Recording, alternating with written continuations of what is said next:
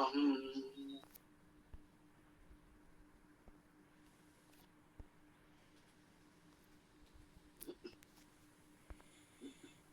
ऋग्वेद मंडल 1 सूक्त 162 मंत्र 18।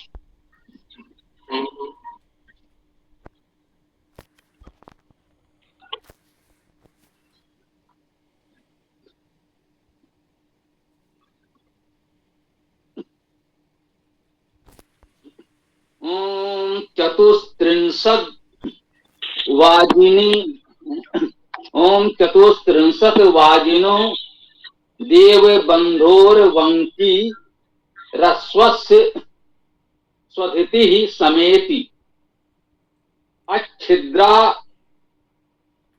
गात्रा वजुना कृणोत परुस्परुरनु घुष्या विशस्तो। ये मंत्र है, प्रयास करते हैं इसको समझने का।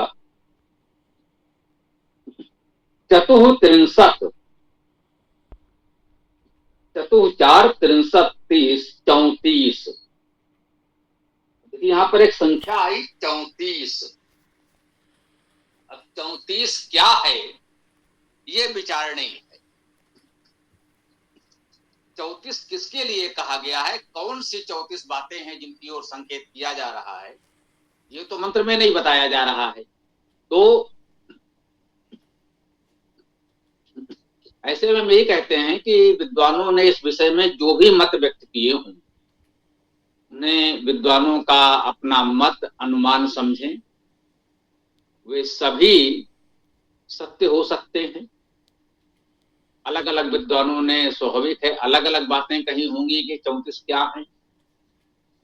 आपको उनमें से जो मत, जो विचार उपयुक्त लगे उसे स्वीकार करें। हम ऐसा नहीं कह सकते कि 34 क्या है, इस विद्वान ने जो कहा है वो ठीक है या वो वाला विद्वान जो कह रहा है वो ठीक है। मंत्र केवल 34 कह रहा है, 34 क्या है ये विचार नहीं है, और उस पर हमें स्वतंत्र बुद्धि से विचार करना चाहिए, हम यही कहेंगे। इसमें कहा गया है चतुस्त्रिंशत् वाजिनो। वाजिनो अर्थात वाजिना, ये वाजिन का बहुवचन हो सकता है। अब 34 है तो बहुवचन होना तो स्वाभाविक है।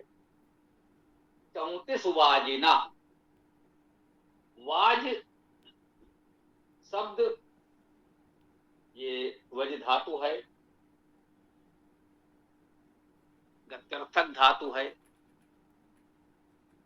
34 वेगवान, ऐसा इसका भावार्थ आप कर सकते हैं।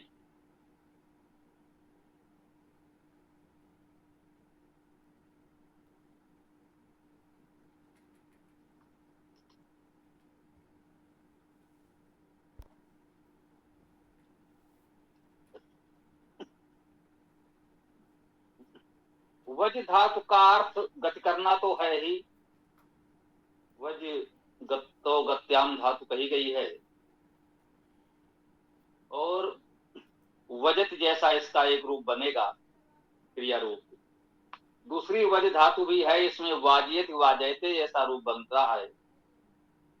यह भी वर्ण संस्कार गत्यो शस्त्र निर्माणे, अर्थात ये बहु अर्थों में प्रयोग हो रही है धातु। जाना, सिद्ध करना, बनाना, तैयार करना।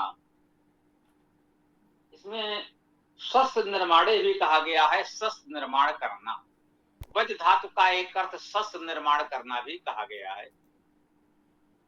निर्माण करने का भाव था, एक तो मुख्य भाव गति करने का था। अब गत्यर्थक वस्तुओं का निर्माण करने को भी इसमें ग्रहण कर लिया गया,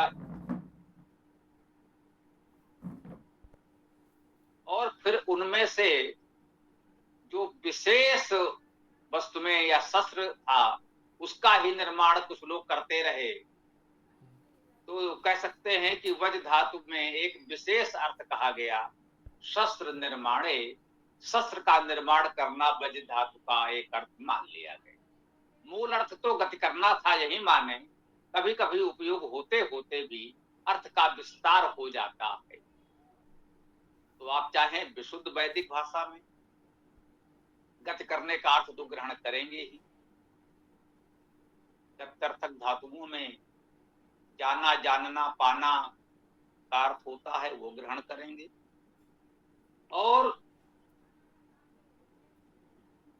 अन्य जो अर्थ दिए हैं वो भी हम ग्रहण कर सकते हैं। जैसे शस्त्र निर्माणे, अर्थात शस्त्र का निर्माण करना, सिद्ध करना, बनाना, व्यापक अर्थ में बनाना भी कहा है, और शस्त्र निर्माण करना विशेष रूप से कहा।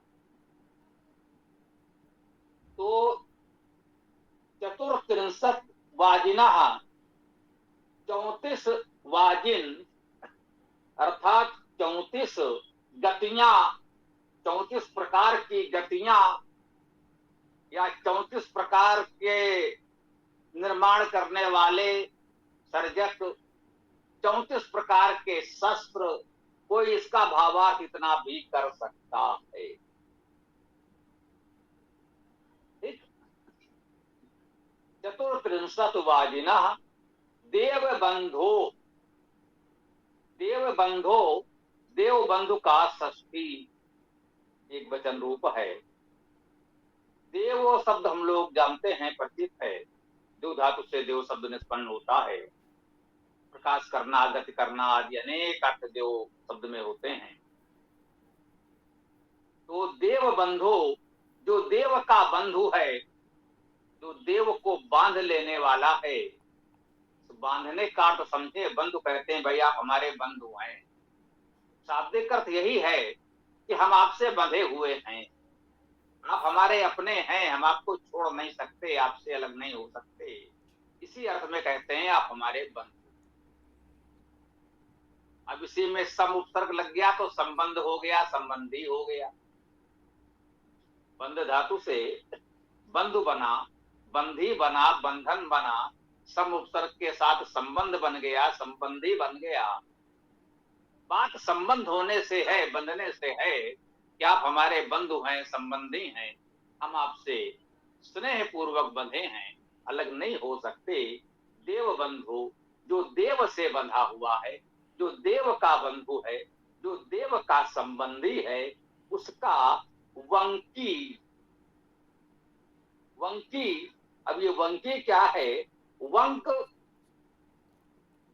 का अर्थ तो हम लोग सहजता से यही मानते, वंक का अर्थ है कुछ टेढ़ा तिरछा।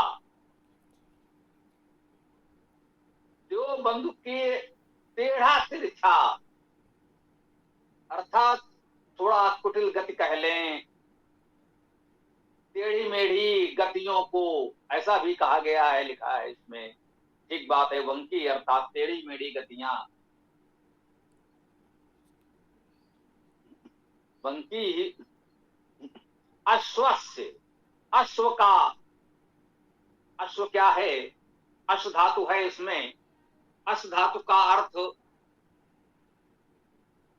एक तो अश्व धातु का अर्थ है व्याप्त होना, जो प्रमुख अर्थ है वेद में जो ग्रहण किया जाएगा, प्रमुख अर्थ है वो है व्याप्त होना, व्यापक होना। अश्व व्याप्नो होती, व्याप्त होने के अर्थ में अश्व धातु होती है। एक अश्व धातु का अर्थ शीघ्र गति करना, शीघ्र पहुंचना भी होता है, जिसे आशु गति कहते हैं, आशुगामी कहते हैं, शीघ्र चलने वाला। तो ये आशु शब्द इसी अश्व धातु से बना है, शीघ्र चलना, शीघ्र पहुंचना के अर्थ में है। अश्व शब्द भी इसी अश्व धातु से बना है, व्यापक होना, व्याप्त होना, शीघ्र गति करना। अश्व उसे कहते हैं जो शीघ्र गति करता है, जो शीघ्र पहुंच सकता है, हमको शीघ्रता से कहीं पहुंचा सकता है। हमें कहीं जाना होता है तो हमें अश्व की सहायता की आवश्यकता होती है। अश्व की सहायता से हम शीघ्रता से कहीं पहुंच सकते हैं। हम स्वयं चलेंगे तो उतनी तीव्रता से, उतने वेग से हम नहीं जा सकेंगे। अश्व हमको अधिक वेग से पहुंचा देता है। तो जिसमें ये गुण हमने देखा कि जो वेग से हमको पहुंचा सकता है, द्रुत गति से, तीव्र गति से हमको पहुंचा सकता है, उस प्राणी को हमने अश्व कहा। जो यंत्र बनाए बाद में, उसमें भी उसी अश्व की शक्ति का ग्रहण किया गया। ये कितने अश्व शक्ति का है, इसमें कितने अश्वों की शक्ति है, एक अश्व में इतनी शक्ति होती है, इतने को हमको उस वेग से ले जा सकता है, इसकी अश्व शक्ति एक है या अनेक है। तो अश्व जो है वेग से चलने वाले के बल का मापक बन गया, क्योंकि अश्व ही हमको प्राचीन काल में तीव्र गति से कहीं पहुंचा सकता है, इसलिए उस प्राणी का नाम भी अश्व हो गया। अब वेद में अश्व शब्द का अर्थ हम व्यापक और वेगवान तो करेंगे ही, इसमें तो कोई संदेह नहीं है। अब अश्व एक प्राणी विशेष का नाम उसके इस गुण के कारण रखा गया है। आज भौतिक अर्थ में उस अश्व प्राणी का ग्रहण कर सकते हैं, वे भावार्थ होगा, परंतु मूल अर्थ जो आध्यात्मिक अर्थ हम लोग कहते हैं, अश्व का अर्थ व्यापक वेगवान ही होगा, कोई प्राणी विशेष नहीं होगा। मूल आध्यात्मिक अर्थ में शाब्दिक अर्थ यही ग्रहण किया जाएगा, और वेद में इस अर्थ में ये अश्व परमेश्वर का वाचक भी हो सकता है, परमेश्वर के उपासक, वेद के विद्वानों, मार्गदर्शकों, अध्येताओं, सज्जनों का वाचक भी हो सकता है, जो समाज के देवजन, उनका वाचक भी हो सकता है, जो इन गुणों से युक्त हो, समाज को शीघ्र गति देते हों, व्यापक बनाते हों, उन्हें अपने लक्ष्य की ओर शीघ्रता से पहुंचाने के लिए उचित मार्गदर्शन देते हों, उन विद्वत जनों को, देवजनों को भी अश्व कहा जा सकता है। परमेश्वर का वाचक तो हो ही सकता है। और आदि भौतिक अर्थ में आपको एक प्राणी विशेष का अर्थ ग्रहण कर सकते हैं, वह भी है, परंतु मूल अर्थ शाब्दिक अर्थ भी हमें लेना होगा, ये भी ठीक है। अश्वस्य स्वधिति ही समेत। देखिए, स्वधिति शब्द आया, स्व अपना, धी धारण करना, जैसे गम से गति, कृति बनता है, वैसे धीति अर्थात धारण करना, धारणा। स्वधति स्वयं धारण करना, स्वधति उसे कहा गया है, स्वधिति वो है जो स्वयं ही स्वयं को धारण करता है, उसे किसी और की अपेक्षा नहीं है, स्वाभाविक रूप से वो परमेश्वर है। परमेश्वर स्वयं को धारण करता है और स्वयं ही संपूर्ण सृष्टि को धारण करता है, उसे किसी अन्य के सहाय की कोई आशा अपेक्षा नहीं है, उसे किसी और की कोई सहाय नहीं चाहिए, वह स्वयं समर्थ है स्वयं को और संपूर्ण सृष्टि को धारण करने में। तो स्वधति नाम से भी परमेश्वर का ग्रहण करना चाहिए। समेत में सब उपसर्ग है, सम्यक, भली भांति, एति जाता है, ई ए धातु का अर्थ गति करना, चलना, जाना होगा। तो समेत का अर्थ हुआ कि सम्यक रूप से जाता है, गति करता है। चतुर चतुर्त्रिंशद वाजिना देव बंधो वंकीर स्वधिति समेत। वह स्वधिति है, अश्वस्य, अश्व का उस व्यापक के स्वधति, स्वयं धारण करने की जो सामर्थ्य है, वो सम्यक रूप से गति करती है, प्राप्त होती है, या सृष्टि का संचालन करती है। योग माने कि जो देव से संबंधित हैं, उनके वंकी, जो भी ब्रह्मांड की गतियां हैं, वो वर्तुल गति है, सीधी सरल रेखा में कोई गति नहीं हो सकती। आकर्षण के प्रभाव से सभी आकाशीय पिंड वर्तुलाकार पथ पर निरंतर परिक्रमा कर रहे हैं। तो ये सृष्टि में यही कहा गया है कि ये वंकी गति है, देव बंधु हैं वे, देव परमेश्वर, उनके बंधु उस दिव्यता से, उस प्रकाश से, उस दिव्य ऋत व्यवस्था से ये सारे सग्रह पिंड बंधे हुए हैं।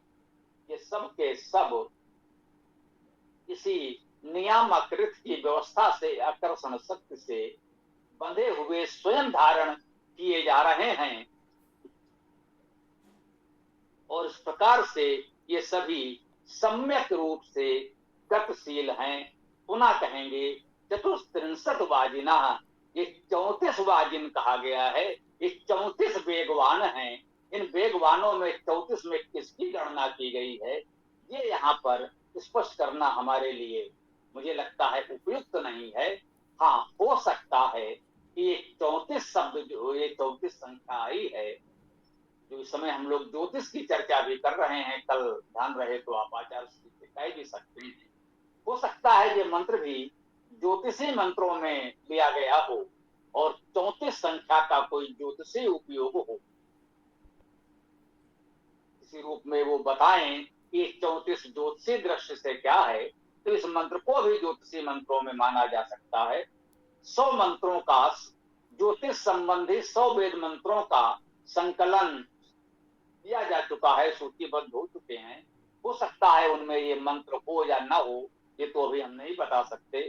तो जो विषय वेद में है उसके बहुत से मंत्र मिल ही जाते हैं और हम स्वीकार करते हैं कि वेद के ऐसे मंत्रों में जो ये संख्याएं आ गई हैं, ये केवल धातुज अर्थ करने से बात पूरी तो नहीं हो रही। ये 34 क्या है, ये रहस्य तो अभी भी हमारे समक्ष है। हो सकता है ज्योतिष विद्या से या किसी अन्य विद्या से इस रहस्य का उद्घाटन हो सके तो और अच्छा होगा। आगे कहते हैं अच्छिद्रा गात्रा, अच्छिद्रा छिद्र रहित, जिसमें कोई छिद्र न हो, परिपूर्ण हो, सुंदर हो, उत्तम हो। गात्रा, गात्र वाले, गात्र युक्त ऐसा कह लें। गा का अर्थ गान करना भी होता है, गम धातु से गति करना भी ले सकते हैं। गात्र लोक व्यवहार में हम अंगों को भी कहते हैं, जिन अंगों से हमारी गतिशीलता, जीवन की गति चल रही है, उन सभी अंगों को गात्र कह दिया गया, ऐसा हो सकता है। अच्छिद्रा गात्रा, गात्र अंग हमारे छिद्र रहित तो हूं। अब आप कहेंगे भाई शरीर में तो इतने छिद्र हैं, अनंत रोम छिद्र हैं। ये बात चलिए यदि मान भी लें कि प्राचीन काल में अनंत रोम छिद्रों की ओर ध्यान ना भी गया हो, यदि कोई इसे आधुनिक खोज कह दे, जब ऐसा है नहीं। रोम छिद्रों से स्वेद का प्रवाह जिस तरह से है, ये सहज भाव से लोगों को देखने में आ जाएगा। इसके लिए किसी आधुनिक उपकरण की आवश्यकता नहीं।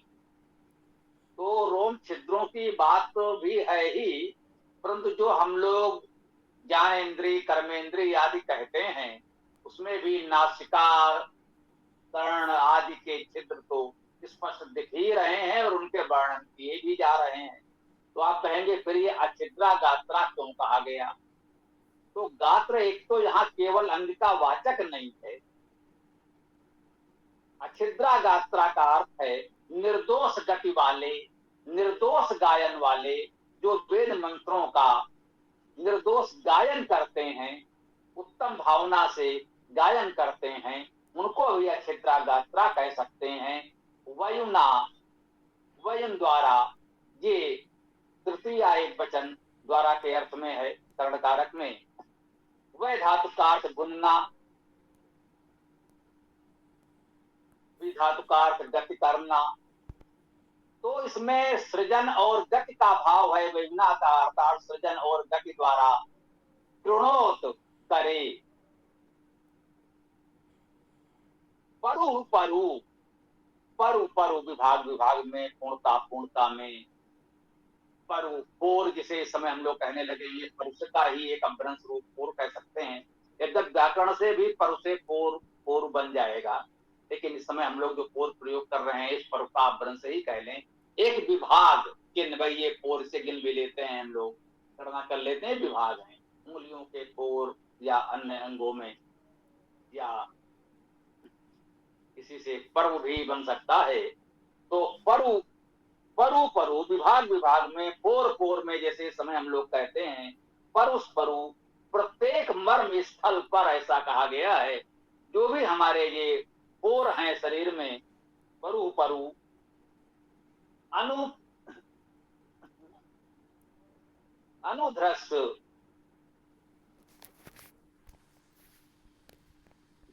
अनु अर्थात अनुकूल, ध्रस धातु है, ध्रस अनुकूलता से कला यंत्रों का शब्द कराकर, शब्द का अनुध्रस माने ये घुस धातु है, अनुघुस से, तो घुस धातु का अर्थ सहज है, घुस से ही घोष शब्द बनता है, और घोष शब्द से हम लोग परिचित हैं, जय घोष, तुमुल घोष, है ना।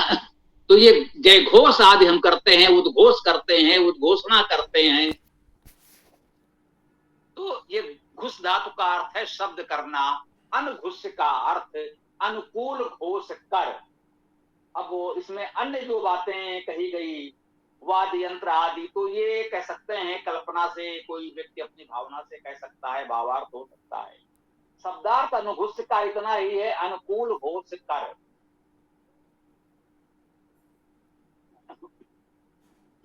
अनुघुस आ उपसर्ग समन्तात सम्यक भी उपसर्ग विशेष रूप से शस्त विशस्त।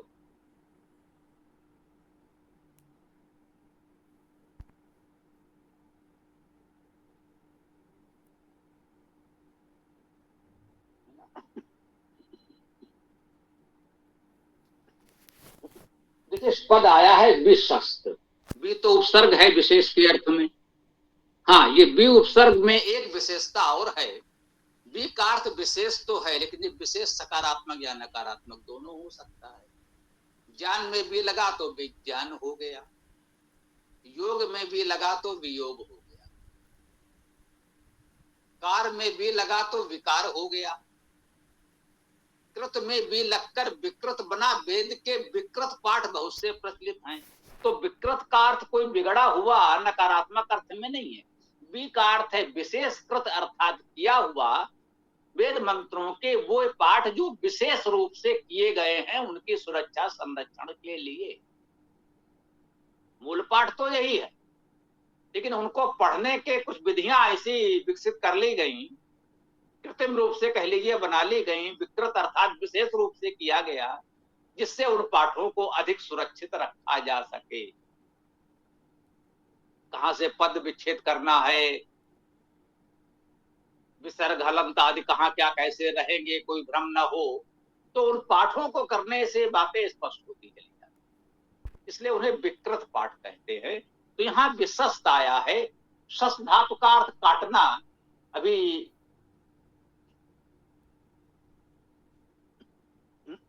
एक प्रश्न आया था इसी में एक दो दिन पूर्व ही, शस्त्र विद्या के विषय में, तो हमने ही कहा था भाई शस्त्र धातु, शस्त्र शस्त्र आदि शब्द तो वेद में मिल सकते हैं, बहुत मिलेंगे, लेकिन अब वो शस्त्रों के विषय में बहुत विस्तृत विवरण तो नहीं मिलेगा, क्योंकि वेद का वो मुख्य विषय नहीं है, वो धनुर्वेद में मिलेगा। तो ये विशस्त कह रहे हैं, एक तो विशेष रूप से काट दें, जब कुछ दोष दुर्गुण है, अनुचित है, तो उसे विशेष रूप से काट दें, ये अर्थ करें। और विशस्त का एक अर्थ ये भी कह सकते हैं, इसे समय कहा जाता है विशस्त्रीकरण, विसैन्यीकरण, किसी को शस्त्र से रहित कर देना, सेना से रहित कर देना, किसी क्षेत्र का विसैन्यीकरण करें, वहां से सभी पक्षों के लोग अपनी सेनाएं हटा लें, है ना। तो विसैन्यीकरण ये शब्द भी प्रयोग हो रहा है। तो विशस्त का अर्थ ये भी कह सकते हैं, एक प्रकार से शस्त्र अर्थात काटने से रहित, हिंसा से रहित।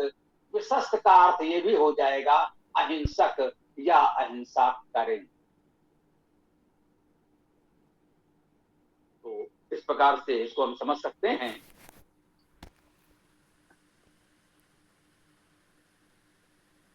मेरे विचार से बात हमारी पूरी हो गई है इस मंत्र का अर्थ। अब आप लोग अपनी बात कुछ रखना चाहें तो रख सकते हैं।